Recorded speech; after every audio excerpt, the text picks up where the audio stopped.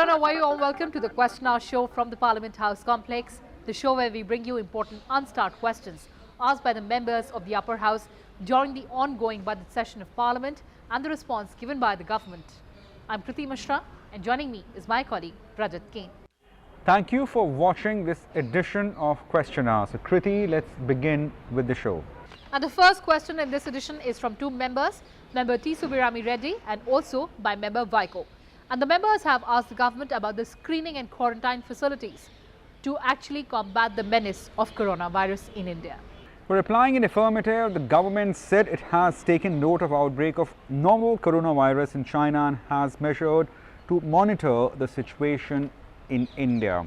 In view of the fact that large number of cases were recorded in Wuhan city of Hubei province in China, the Indian government initiated steps to evacuate students and professionals working in Hubei province. Accordingly, 645 persons were evacuated and have been kept in two quarantine cities, 243 kept in Manesar and 402 at Chawla camp of ITBP. The samples collected from all evacuees have been tested as negative. All evacuees are being monitored and are clinically stable. As of now, 3 confirmed cases of novel coronavirus disease have been reported from Kerala. All these cases have been hospitalized, receiving treatment and are also reported to be clinically stable.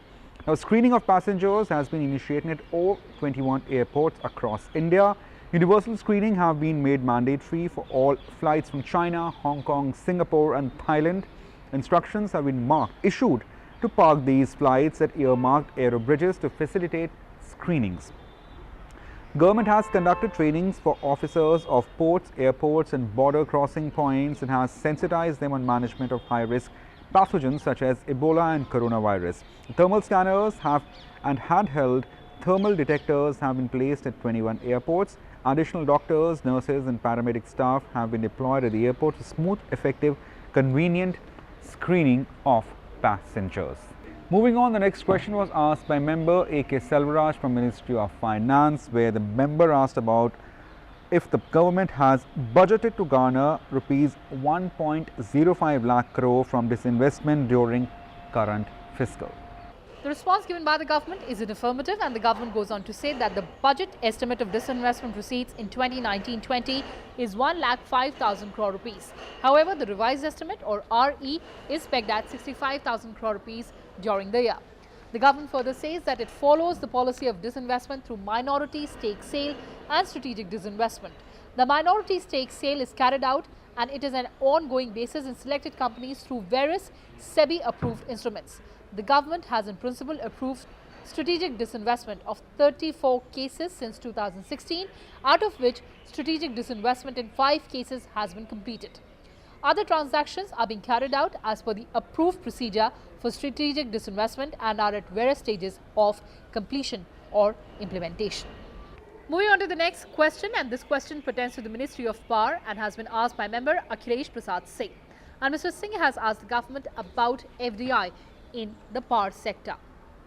Giving reply, the government said the Department of Promotion of Industry and Internal Trade, that is DPIIT, Ministry of Commerce, notifies a consolidated FDI policy from time to time to encourage the foreign investment, which includes power sector as well. The existing FDI policy, notified in June 2016 by the Department of Promotion of Industry and Internal Trade for FDI in power sector, provides for 100% FDI under automatic route for projects of power generation except atomic energy, transmission, distribution and trading. The Government of India has also allowed the FDI up to 49% in power exchanges registered under the Central Electricity Regulatory Commission Regulation 2010 under the automatic route, subject to certain conditions as laid down in the policy. However, the FII purchases were restricted to secondary market only. Later on, it was decided to do away with this provision, thereby allowing the foreign institutional investors and foreign portfolio investors to invest in power exchanges through primary markets as well. Moving on to next question, that was asked by member Vijay Pal Singh Tomar from Ministry of Tourism. Now, he sought to know about the share of Indian tourism industry in the global tourism market.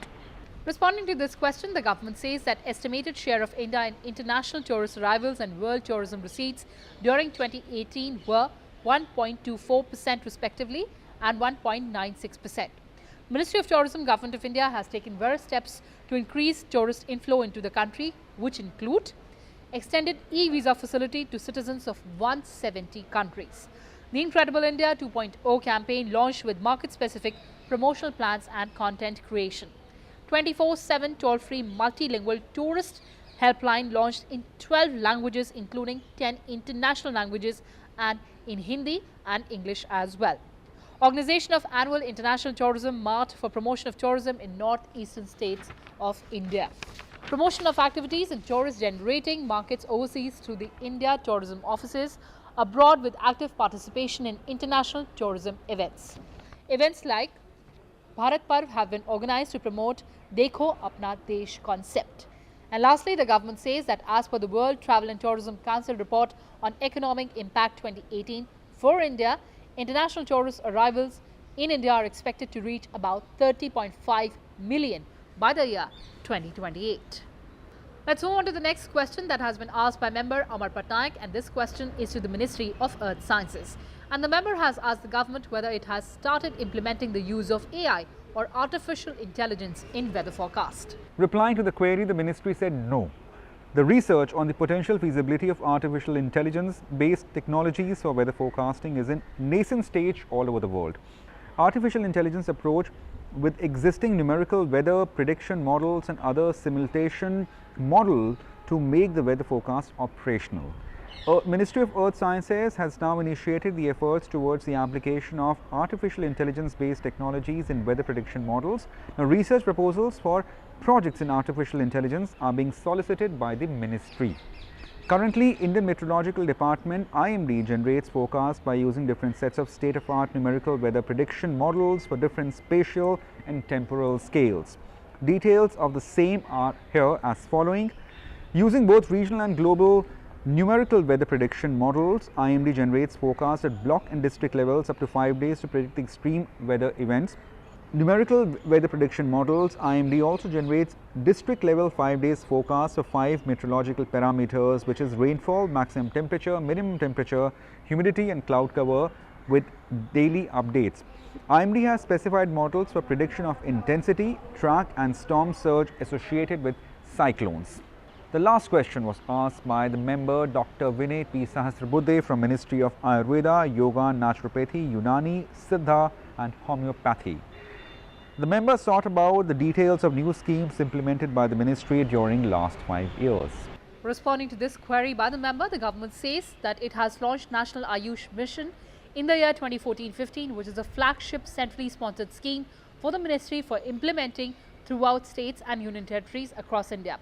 The basic objective of this scheme is to promote Ayush systems of medicine through cost-effective Ayush services for providing Ayush treatment facility in the hospitals and dispensaries, strengthening of Ayush medical education system, facilitating the enforcement of quality control of Ayurveda, Siddha, Unani and Homeopathy drugs through strengthening the state, governments and public sector undertaking, pharmacies and suitable availability of raw materials for Ayush medicines. The government further says that central sector scheme for vigilance of Ayush drugs has been implemented since December 2017 for inculcating the culture of adverse drug experience, reporting and documentation and analysis for further regulatory action.